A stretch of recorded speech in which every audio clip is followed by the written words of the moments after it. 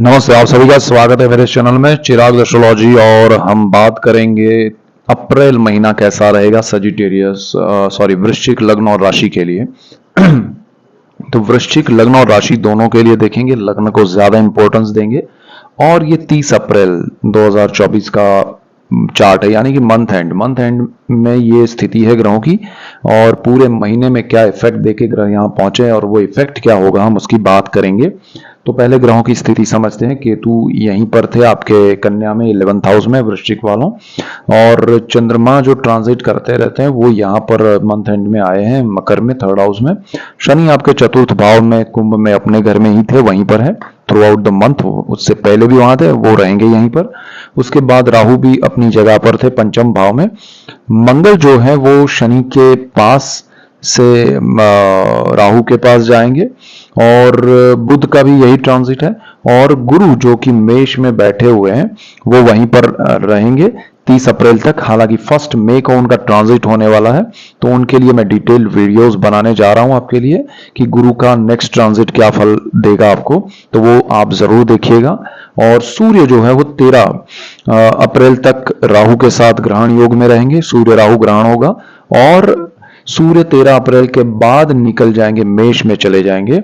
और उसके बाद ये मंगल आ रहे हैं, तो सूर्य राहु का ग्रहण योग, उसके बाद मंगल राहु का कॉम्बिनेशन जो है वो अंगारक योग है। और मीनवाइल शुक्र जो है वो उच्च स्थिति प्राप्त करेंगे 31 मार्च से। यहां से शुक्र 31 मार्च से मीन में आ जाएंगे राहु के साथ। तो मंगल के आने से पहले राहु के साथ सूर्य और फिर शुक्र जुड़ेंगे। शुक्र जो है वो उच्च स्थिति प्राप्त कर रहे हैं 5th भाव में है। मैंने सूर्य राहु का अलग से वीडियो दिया है डिटेल में।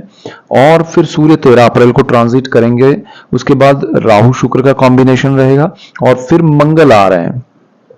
शुक्र जब 31 मार्च से 25 अप्रैल तक यहाँ रहेंगे 5th भाव में राहु के साथ। उससे 3 दिन पहले 25 अप्रैल को वो निकल जाएंगे, उसके 3 दिन पहले मंगल भी आ रहे हैं उनके पास।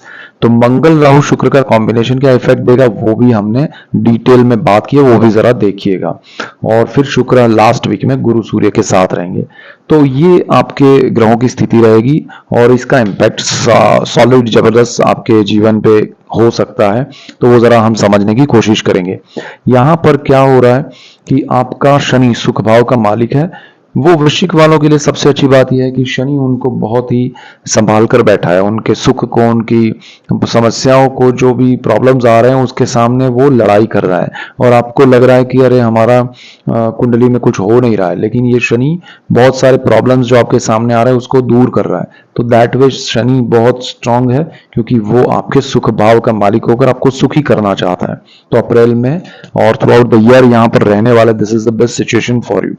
इसके बाद अगर दूसरी बात करें तो यहाँ पर राहु और सूर्य की पहले युति की बात करेंगे, क्योंकि सूर्य अभी राहु के साथ चल रहे हैं। 13 अप्रैल तक राहु सूर्य 5th भाव में चलेंगे।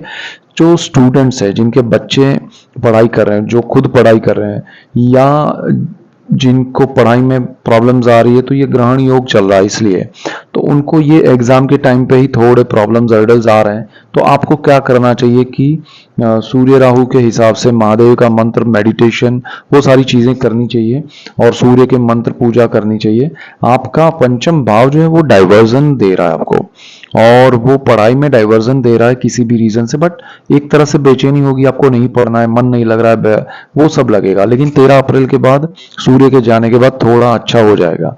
तो यहाँ सिर्फ समय को निकालना है, उस समय को अचीव करना है। जितनी मेहनत अभी आप कर रहे हैं उससे ज्यादा कीजिए, तो आपको लाभ होगा। दूसरी चीज ये है कि सूर्य जो है वो यहाँ पर राहु के साथ आपके 5th भाव में जब ग्रहण में आ रहे हैं, तब आपका कर्मस्थान है, उसके मालिक भी सूर्य है। तो हो सकता है आप का काम जो है उस पे इफेक्ट हो, और वो आपके बच्चों की वजह से हो सकती है। यानी कि आप अगर बिजनेस कर रहे हैं, जॉब कर रहे हैं, कुछ काम करने बाहर जा रहे हैं, तो आपके बच्चों की वजह से आप जा नहीं पाए, या फिर उसमें बहुत सारे रीजन हो सकते हैं। किसी ने कंसीव किया हुआ है तो नहीं जा सकते हैं, किसी की वाइफ ने कंसीव किया हुआ है इसलिए वो दूर नहीं जा सकते अपॉर्चुनिटी होते हुए भी। तो यहाँ सारी चीजें, या फिर जो चल रहा है काम उसको छोड़ के वो उनके पास चले जाए नजदीक में, तो ऐसे कोई भी रीजन, या फिर बच्चों की स्कूल अच्छी नहीं है, बच्चे पढ़ाई अच्छी नहीं कर रहे, उनकी संगत अच्छी नहीं है, इसलिए आप शहर छोड़ना चाहते हैं बच्चों की वजह से, जिसकी वजह से आपके जॉब में आपको डाउनफॉल देखना पड़ सकता है। तो ये सारे रीजन यहाँ पर बन सकते हैं 13 अप्रैल तक। तो 13 अप्रैल तक अगर आप बड़े निर्णय नहीं लेंगे इस मामले में तो हो सकता है इस चीजें सुलझ जाए और अच्छी भी हो जाए। So this is the remedy. Remember, time, समय को निकालना है।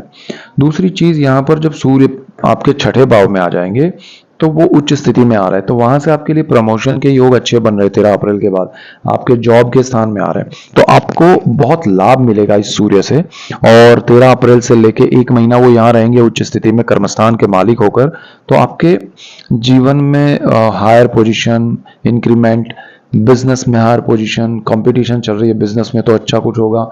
अगर आप पिता हैं तो बच्चों के साथ अच्छा एक बॉन्डिंग शुरू होगा, बच्चों से आपको लाभ होगा, आपसे बच्चों को लाभ होगा, वो सारी चीजें यहाँ पर पॉसिबल बनेगी।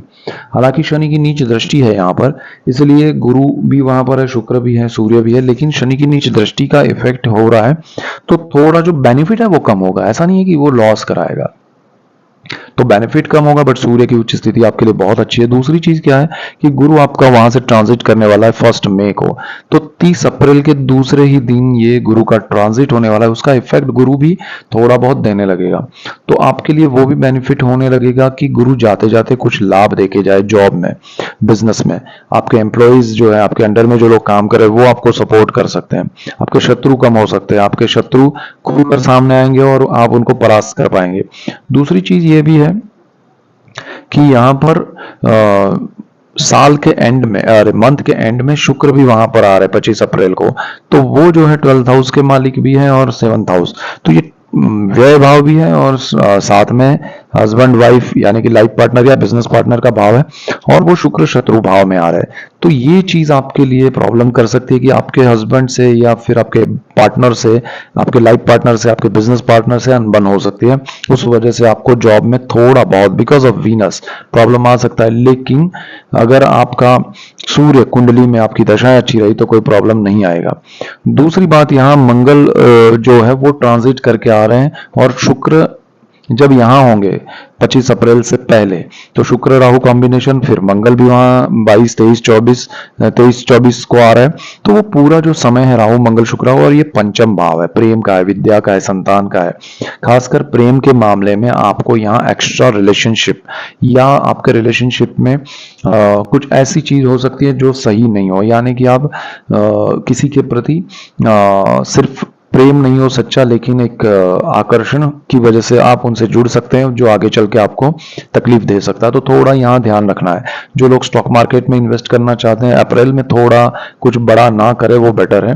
और ये स्थिति जो है राहु मंगल की, जब शुक्र निकल जाएंगे तब वहां ध्यान देने लायक स्थिति है।